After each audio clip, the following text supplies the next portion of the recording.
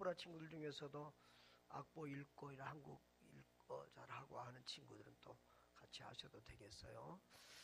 자, 옆에 분들하고 인사 한번 합시다. 집사님, 우리 성도님을 보니 참 행복합니다. 축복합니다. 사랑합니다. 그리스도를 따르는 사람들은 많습니다. 그런데 그리스도를 누리는 수준은 천차만별입니다. 어떤 사람들은 마지못에 이끌려서 교회에 나오는 사람들도 있고요. 또 주일이니까 별 기대 없이 습관적으로 교회에 나오는 사람들도 있습니다. 그런데 반대로 정말 기쁨과 감사로 행복하게 이렇게 신앙생활을 하는 사람들도 있습니다. 어떤 사람들이 생명력 있는 신앙인으로 또 기뻐 뛰며 행복하게 주를 따릅니까? 살아계신 우리 하나님을 체험하며 누리며 사는 사람들입니다. 저는 우리 성도들 모두가 기뻐 뛰며 주를 따르는 행복한 성도들 되기를 간절히 바랍니다. 예수님은 죽음을 이기고 부활 승리하신 분입니다. 우리는 죽은 예수를 믿는 것이 아니라 살아계신 부활의 주님을 믿습니다. 여러분, 죽은 예수를 믿들고 죽은 신앙생활하면 안 됩니다. 관념적인 신앙생활하면 안 됩니다. 우리는 신앙생활하면서 자신이 답답할 때가 있지요. 왜 다른 사람들은 나보다 더 늦게 믿었는데도 저렇게 믿음이 자라는데 내 믿음은 왜 안 자랄까? 다른 사람들은 은혜 받고 눈물을 흘리는데 왜 내 눈은 늘 말라 있을까? 다른 사람들은 저렇게 예수 생명, 예수 기쁨으로 넘치는 그런 행복한 신앙생활을 하는데 나는 왜 뜨뜻미지근하게 이렇게 재미없는 신앙생활을 할까? 이런 생각할 때가 있을 것입니다. 있지요? 옆에 분한테 물어봐요. 있지요? 없대요? 그럼 성령 충만한 사람인가 봅니다. 여러분, 머리로만, 입으로만, 관념적으로 생각으로만 신앙생활을 하면 우리는 살아계신 주님을 체험할 수가 없습니다. 여러분도 살아계신 주님을 체험하면서 펄떡펄떡 뛰는 생명력 있는 그리스도인 되시기를 주의 이름으로 축복합니다. 살아계신 주님과 동행하며 주님을 체험하며 누리며 사는 행복한 성도들 되시기를 바랍니다. 오늘 본문은 베드로가 예수님을 만나고 살아계신 주님을 체험하는 그런 장면입니다. 누가복음 5장 스토리를 보면 그렇습니다. 많은 사람들이 몰려와서 예수님에게 하나님의 말씀을 듣습니다. 그런데 사람들이 몰려오니까 예수님이 그 사람들이 너무 가까이 오면 저 설교하기가 어렵잖아요. 또 밀치고 그러잖아요. 그래서 이 강대상 겸해서 좀 떨어지려고 거기 호숫가에 있는 배를 빌려서 타게 됩니다. 여기서 긴네사렛 호수라고 되어 있는데 이것은 갈릴리 호수의 다른 이름입니다. 자, 그런데 그 배가 누구의 배라고요? 시몬 베드로의 배입니다. 원래 베드로의 본 이름이 시몬이죠. 그래서 육지에 좀 떼서 이렇게 앉으셔서 배에서 많은 사람들에게 말씀을 증거합니다. 그리고 말씀을 마치신 다음에는 베드로에게 뭐라고 말하죠? 깊은 데로 가서 그물을 내려 고기를 잡으라라고 합니다. 그때 시몬 베드로가 뭐라고 대답을 합니까? 5절 다 같이 읽어볼까요? 선생님, 우리들이 밤이 새도록 수고하였으되 잡은 것이 없지만은 말씀에 의지하여 내가 그물을 내리리이다 라고 답을 합니다. 그리고 그렇게 순종하였더니 고기가 얼마나 잡혔다고요?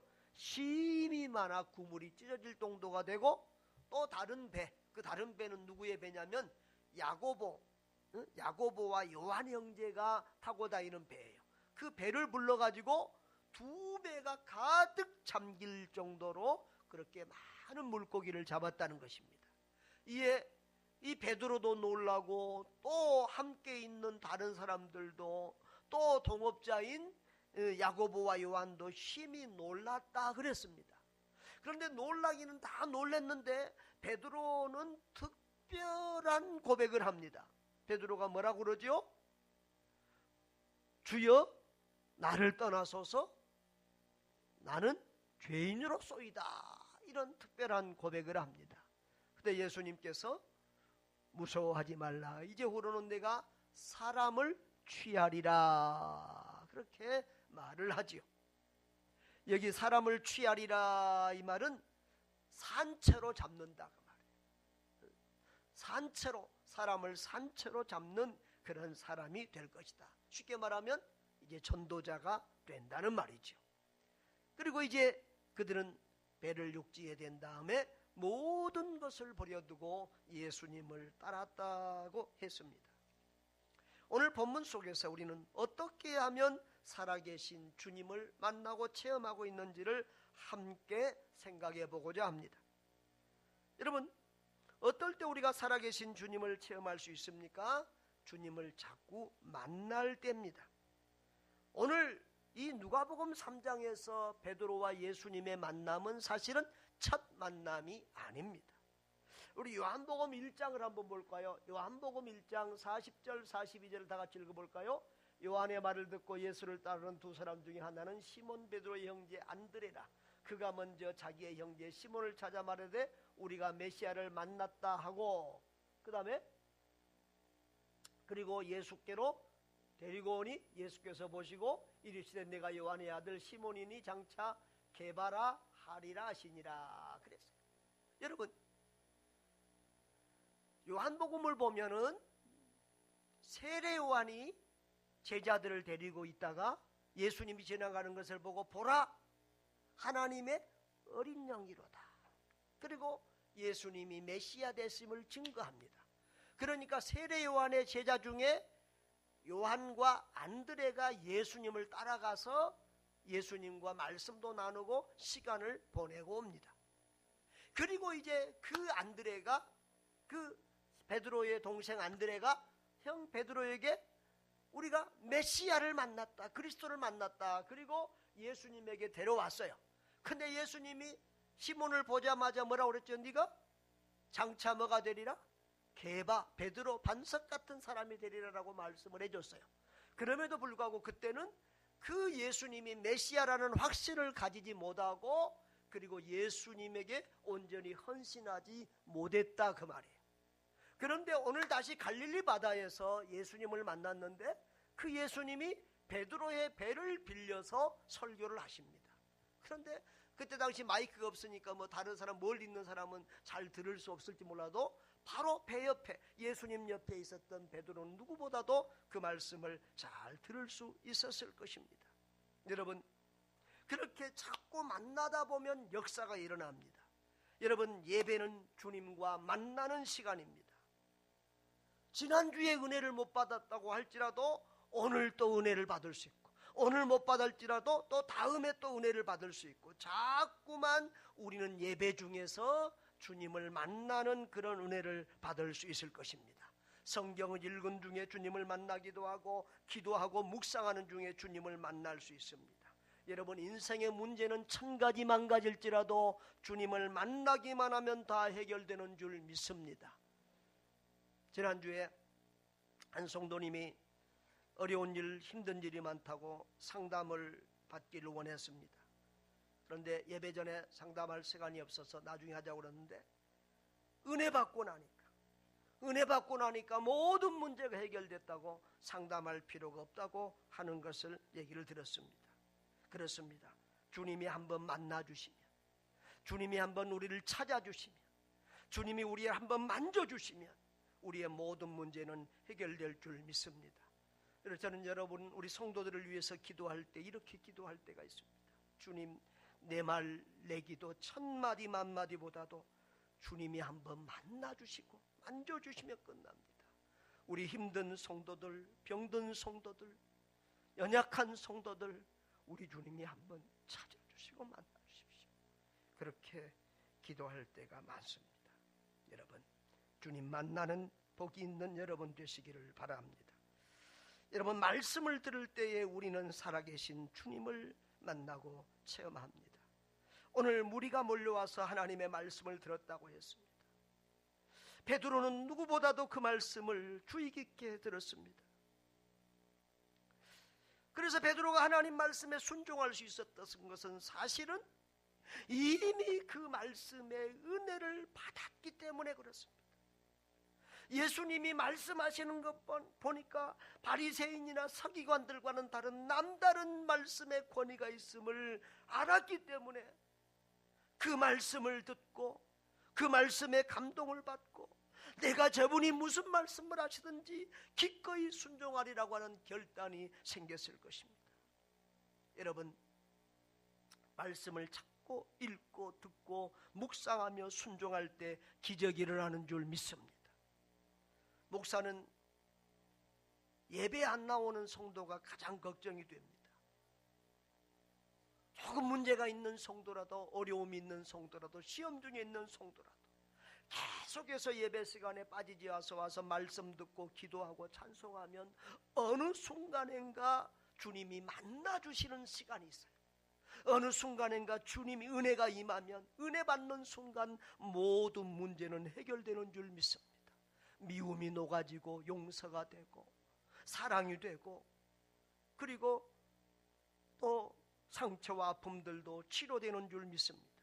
그런데 예배를 안 드리고 말씀을 등지고 성경도 안 읽고 기도도 안 하면은 그 사람은 영적으로 회복되기가 참으로 어렵습니다. 예배를 가까이 하고 말씀을 가까이 하고 기도에 힘쓰는 여러분 되시기를 바랍니다.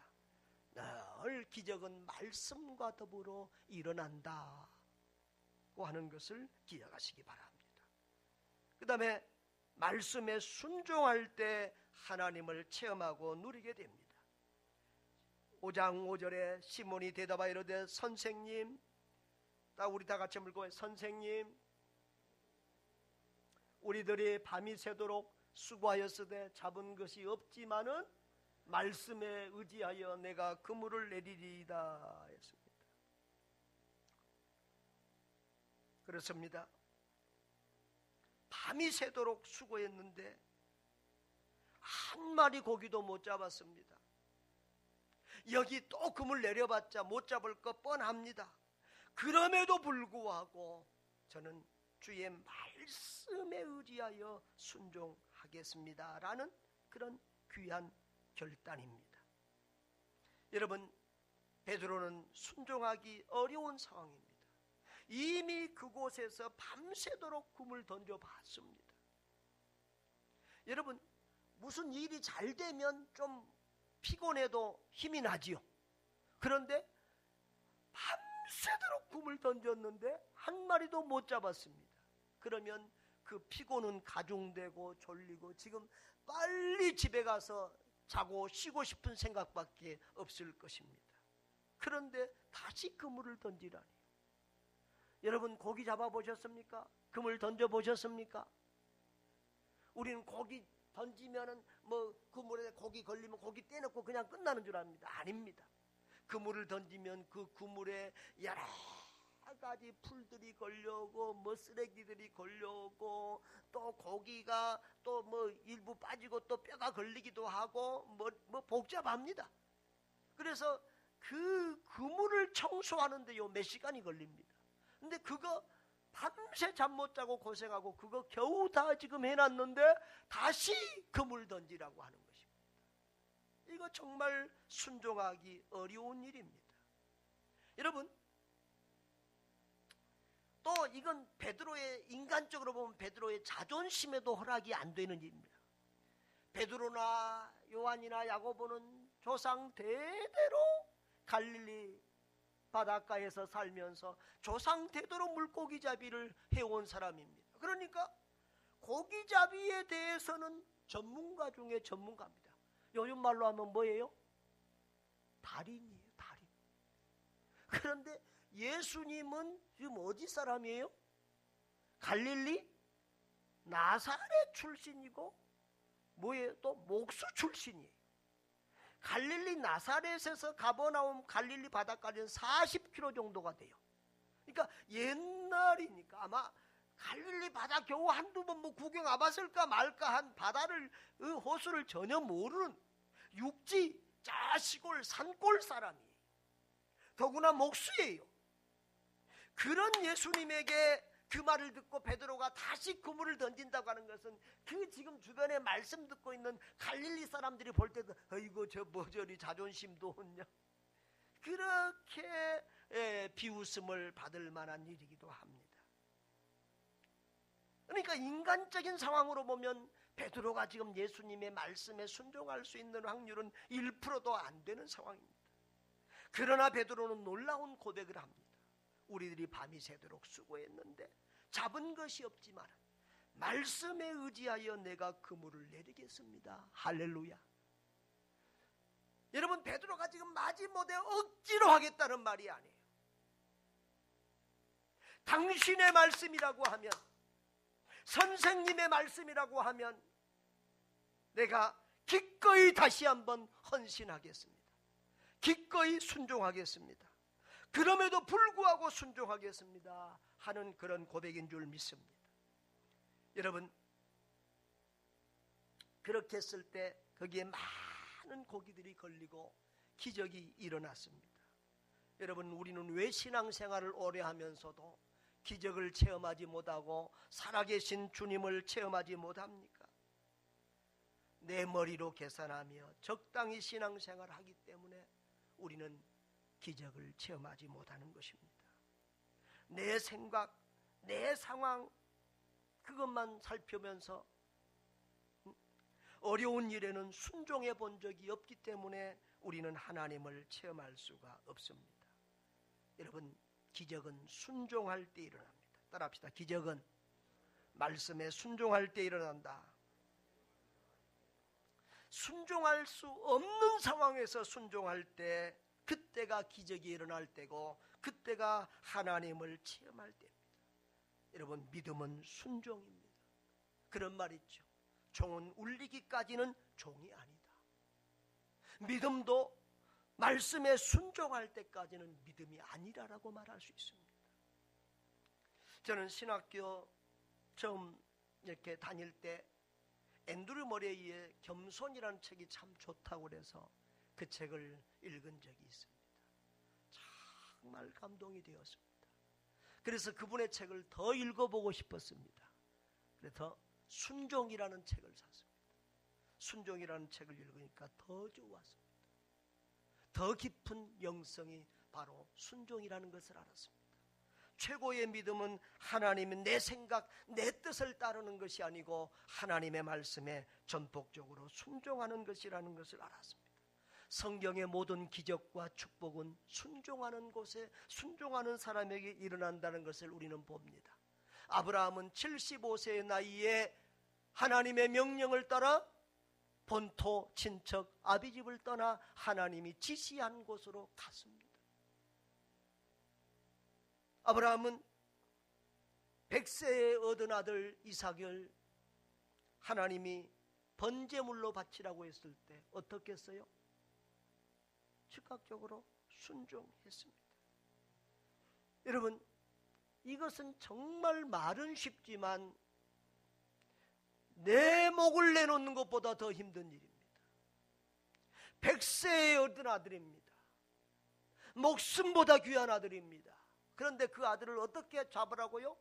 내가 죽여서, 내 손으로 죽여서 번제물로 태워서 바치라는 것입니다. 말도 안 되는 명령입니다.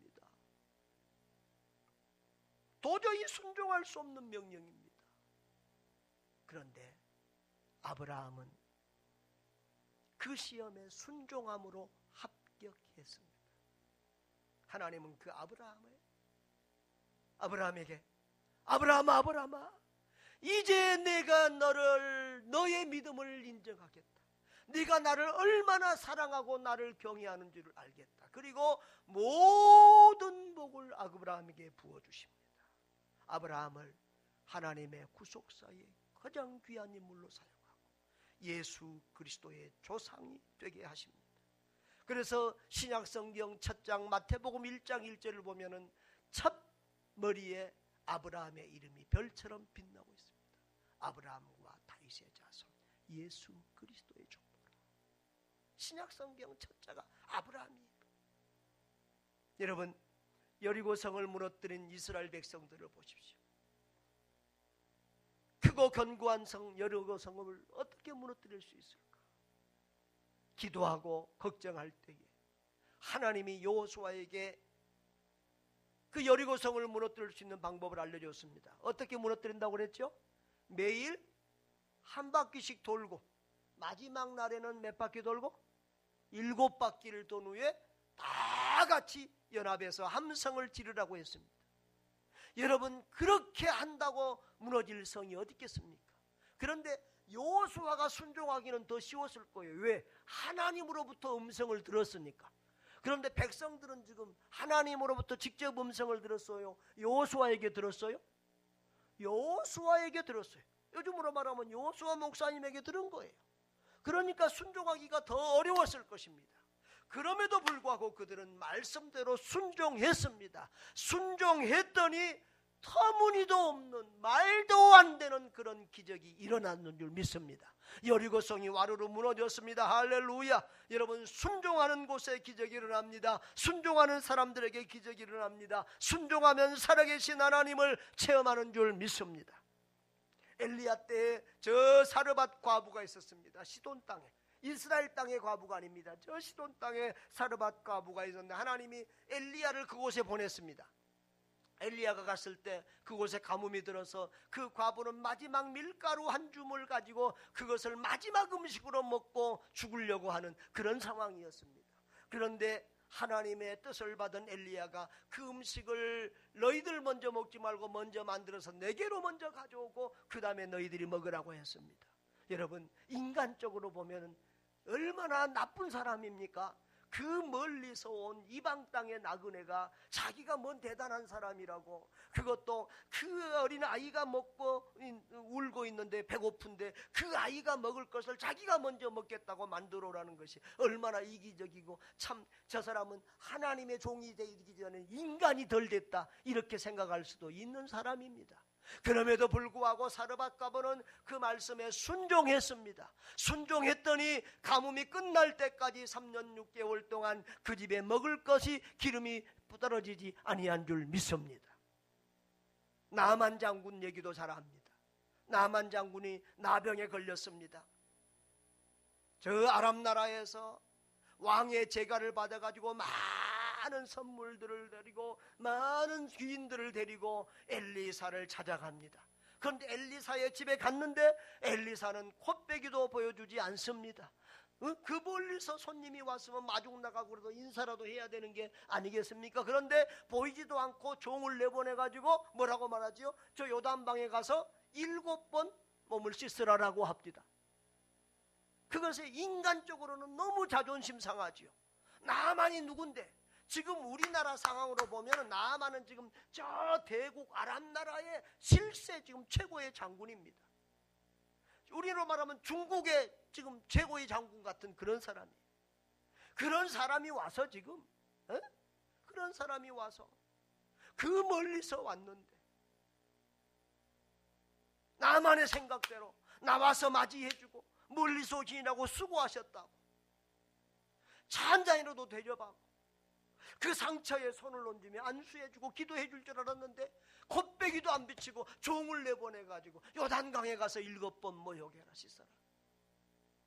너무 마음이 상합니다. 그래서 돌아가려고 합니다. 그런데 여러분, 은혜 받고 못 받고 하나님을 체험하고 못 체험하고는 생각 하나 차이입니다. 그렇게 삐져가지고 돌아갈 수 있는데, 그렇게 상처받고 돌아갈 수 있는데 하인이 뭐라고 그러죠? 주인님, 더 어려운 것을 시켜도 해야 될 텐데 그건 못하겠습니까? 그렇지요? 생각을 바꿔보니까 그래. 우리 옛날에 어른들 아프면은 옛날에 참 약이 없으면 뭣도 먹었죠? 무슨 물도 맞고 그랬잖아요. 그런 것도 먹을 텐데 막 뱀도 먹고 막 그러잖아요. 그런 것도 먹고 그러는데 세상에 물에 뭐 7번 씻는 거 생각해보니까 그거 어려운 일도 아니네. 그리고 순종하니까 어떻게 됐어요? 그 나병이 어린아이의 몸과 같이 깨끗이 나온 줄 믿습니다. 그렇습니다. 생각 하나 바꾸면 됩니다. 생각 하나 바꾸면 됩니다. 옆에 분들하고 한번 인사합시다. 생각 하나 바꾸면 됩니다. 은혜 받고 못 받고는 생각 하나 바꾸면 됩니다.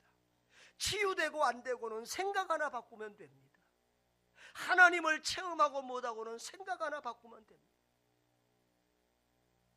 베드로가 지금 힘들어도 피곤해도 내가 저분이 말씀하시면 무조건 순종하리라 생각 하나 바꾸고 결단했더니 하나님의 역사를 체험한 줄 믿습니다.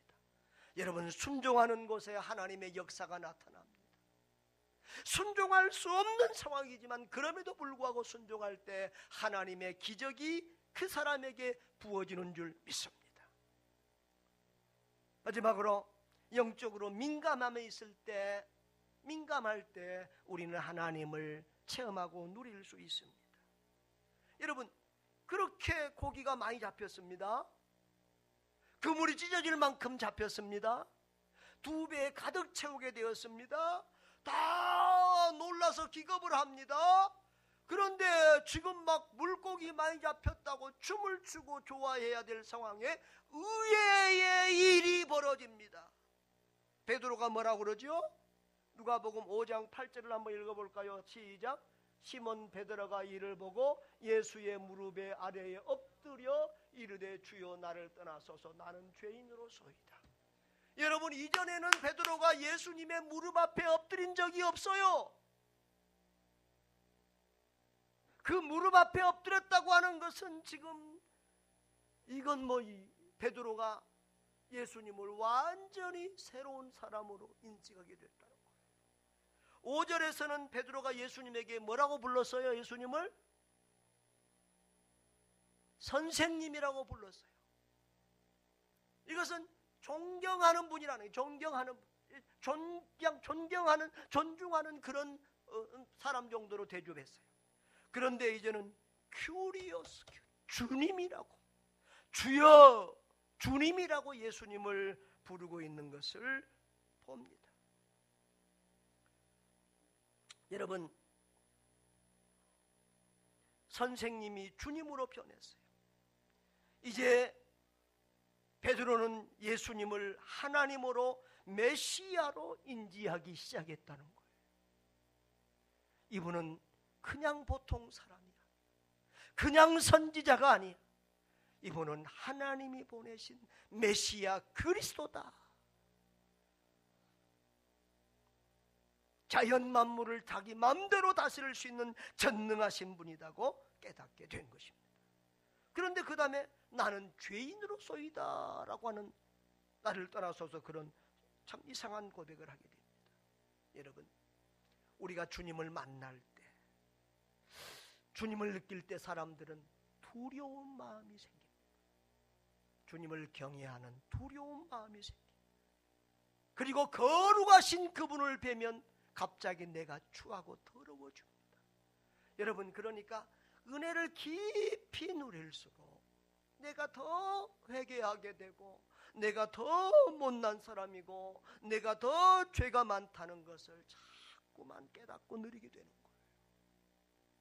주님을 만나지 못하고 주님을 체험하지 못하고 자꾸 사람들만 보면 아이고 내가 저 사람보다 낫지 그러면 내가 교만해지고 내가 깨끗한 줄 알고 내가 의인인 줄 알고 내가 잘난 줄 알고 살게 됩니다. 그러나 하나님 앞에 서면 주님을 만나면 내가 더럽다는 것을 알고 내 죄를 고백하기 시작을 합니다. 그래서 베드로는 나는 죄인입니다. 나를 떠나소서라고 고백을 하는 것입니다. 많은 사람들은 베드로가 일자무식한 사람으로 압니다. 그러나 아닙니다. 베드로는 영적 감각이 있는 사람입니다. 뭐가 있는 사람이라고요? 영적 감각이, 영안이 있고 영적으로 들을 귀를 가진 사람이었습니다. 여러분, 요한복음 6장을 한번 보시면요, 6장 66절에서 69절을 보면은 이제 오병이의 기적을 예수님이 일으켰습니다. 많은 사람들이 그 기적을 또 맛보고 싶어서 왔습니다. 그때 예수님은 기적을 행하지 않고 말씀만 전하십니다. 너희가 이 떡을 먹음으로 왔구나. 이 떡은 먹어봤자 또 죽는 떡이다. 하늘에서 내려온 참떡을 먹어야 된다. 내가 바로 하늘에서 내려온 참떡이다. 이 떡을 먹는 자는 죽지 않는다. 영원히 산다 그랬습니다. 그러니까 이게 무슨 잠꼬대 같은 소리냐, 사람이 무슨 떡이고 그 떡을 또 무슨 먹느냐 이러고 어렵도다 재미없도다 그러고 사람들이 다 떠나갑니다. 그때 사람들이 떠나갈 때 예수님이 뭐라고 그러는, 너희도 가려느냐 그렇게 물어봅니다. 그때 시몬 베드로가 뭐라고 대답합니까? 주여, 따라합시다. 주여, 영생의 말씀이 주께 있사오니 우리가 누구에게로 가오리이까? 우리가 주는 하나님의 거룩하신 줄을 믿고 알았사옵나이다. 영생의 말씀이 주께 있다는 거예요. 그러니까 베드로는 누구보다도 말씀 듣는 귀가 열린 사람이었어요. 다른 사람들은 말씀에 재미없다고 어렵다고 다 기적만 좋아하고 또 먹는 육체적인 물질적인 떡만 좋아하는 그런 때에 베드로는 영의 양식 하나님의 말씀을 그 모든 것보다 더 귀하게 여겼던 사람이에요. 말씀을 듣는 귀가 열린 사람인 줄 믿습니다. 그리고 그때부터도 주는 거룩하신 하나님의 거룩하신 자인 줄, 메시아인 줄을 그때부터 인지하기 시작했다는 것입니다. 마태복음 16장 15절에도 보면은 예수님이 제자들에게 너희는 나를 누구라고 하느냐라고 물어봅니다. 그때 베드로가 뭐라고 그러지요? 주는 그리스도시요 살아계신 하나님의 아들이시니이다. 멋진 신앙 고백을 하잖아요. 주는 그리스도, 누구보다도 주님이 그리스도요 하나님의 아들인 것을 먼저 알아본 제자가 바로 베드로인 줄 믿습니다. 그래서 베드로는 이렇게 영지자공, 영감이 있는 제자였어요. 사도행전에서도 보면 베드로가 이제 성령 충만함을 받고 제사장과 서기관들과 많은 군중들 앞에 설교를 합니다. 그때 다른 사람들은 베드로의 설교를 듣고 본래 학문 없는 범인으로 알았다가 놀라는 모습을 볼 수 있습니다. 그렇습니다. 여러분, 우리가 베드로를 수제자라고 부릅니다. 성경에 베드로는 수제자다 이런 말이 없습니다. 근데 우리가 보통 상식적으로 베드로가 수제자다 이렇게 압니다. 여러분, 우리가 그냥 말하는 게 아니에요. 베드로는 이렇게 영감이 있는 사람이었어요. 영의 눈이 먼저 열린 사람이고 영의 귀가, 말씀 듣는 귀가 먼저 열린 사람인 줄 믿습니다. 성경에 보면 예수님께서 자주자주 귀 있는 자는 들을지어다. 한번 따라합시다. 귀 있는 자는 들을지어다. 요한계시록에도 보면 귀 있는 자는 들을지어다 이 말이 얼마나 많이 나오는지 모릅니다. 다 듣지만 다 깨닫고 다 믿고 다 은혜 받는 거 아닙니다. 여러분, 듣는 귀가 열리는 여러분 되시기를 바랍니다. 영적인 귀가 열리는 여러분 되시기 바랍니다. 여러분에게도 영적인 민감함, 말씀을 듣고 깨닫는 귀가 있기를 주의 이름으로 축복합니다. 여러분, 주님을 체험적으로 그렇게 만나면 인생은 완전히 달라집니다. 이전에는 헌신하지 않았던 제자들이, 이전에는 헌신하지 못했던 베드로가 이제 모든 것을 버려두고 예수님을 따릅니다. 사람을 취하는, 사람 낚는 어부가 되었습니다. 여러분, 신앙생활하면서 우리는 답답할 때가 있습니다. 남들은 기적을 체험하고 기도 응답을 받고 하는데 나는 왜 그렇게 안 될까? 남들은 전도도 잘하는데 나는 왜 못할까? 그런 생각이 들 때가 있지요. 여러분, 말씀과 기도와 순종은 신앙생활의 삼박자입니다. 한번 답시다. 말씀, 기도, 순종. 말씀과 기도, 순종. 말씀을 들어도 순종하지 않으면 하나님을 체험할 수 없어요. 또 기도할 때 기도의 응답을 체험할 수 있어요. 그런데요, 거기다 하나를 더한다고 하면 저는 간절함을 얘기하고 있어요. 간절함. 우리가 말씀을 들을 때 간절함이 없어요. 기도할 때 간절함이 없어요. 한번 따라합시다. 말씀, 기도, 순종, 간절함. 그런 것을 딱 붙들고, 그 네 가지를 딱 붙들고 여러분이 신앙생활 해보시기 바랍니다. 주님이 찾아오시고 만나주시는 은혜가 있을 것입니다. 기적이 일어날 것입니다. 살아계신 하나님을 체험하는 신나고 즐거운 그런 신앙의 여정이 펼쳐질 것입니다. 저는 요즘에 참 어느 순간 이 말을 깨달으면서 이 말을 자주 사용하고 또 이렇게 누리고 있습니다. 우리 교회 어디 광고판이나 어디다가 크게 좀 붙여놓고 싶은 생각이 있어요. 한번 따라 하실래요? 신앙생활은 하는 것이 아니라 되는 것이다. 신앙생활은 우리 힘으로 막 하는 게 아니에요. 돼요. 그냥 저절로 되는 거예요. 따라합시다. 전도는 하는 것이 아니라 되는 것이다. 여기 보면 내가 사람을 취하리라 그랬잖아요. 어? 무서워 말라 10절에 이제후로는 내가 사람을 취하리라. 똑같은 상황에서 마태복음 4장 19절에서는 내가 너희를 사람 낚는 어부가 되게 하리라 그랬어요. 우리 지난번에 봤던 것처럼 사도행전 1장 8절에서처럼 땅끝까지 이르는 내 증인이 되리라. 한 군데도 사람을 취하라, 사람 낚는 어부가 되라, 땅끝까지 증인이 되라고 말한 적이 없어요. 되리라, 되게 하리라 그랬어요. 아멘. 주님만 따르면 주님이 되게 해주셔요. 예수로 충만하면 주님이 되게 해주세요. 예수님을 만나면 되게 해주세요. 여러분, 신앙생활은 하는 것이 아니라 되는 거예요. 예배는 하는 것이 아니라 드려지는 거예요. 여러분, 예수님을 만나면 신앙생활 하지 말래도 하게 돼 있어요. 은혜 받으면, 예수님을 체험하면, 하나님을 누리면 신앙생활은 저절로 되게 돼 있어요. 예배 드리지 않고는 견딜 수 없어요. 전도하지 않고는 견딜 수 없어요. 그래서 전도도 선교도 하는 것이 아니라 되는 것입니다. 예수님을 만나기만 하면, 살아계신 주님을 체험하기만 하면 주님께서 우리 속에서 역사하셔서 기쁨으로, 즐거움으로, 감사함으로 신나게 우리 하나님을 예배하고 섬기고 주의 일들을 감당하는 줄 믿습니다. 여러분, 억지로 신앙생활 하려 하지 마세요. 그러면 피곤합니다. 주님을 만나고 주님을 체험하는 일에 더욱더 마음과 힘을 쏟기를 바랍니다. 주님 만나기만 하면 모든 것은 저절로 되어지는 것입니다. 주님이 은혜 주시고 주님 힘 주시면 어떤 것도, 신앙생활도 세상 일도 힘들지 않습니다.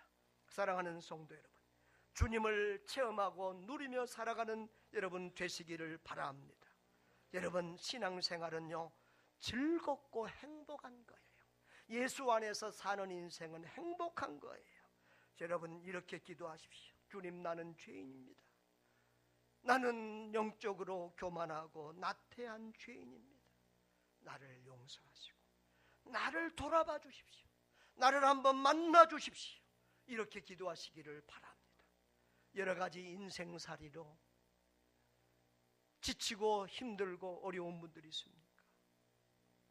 이렇게 기도하시죠. 주님, 나는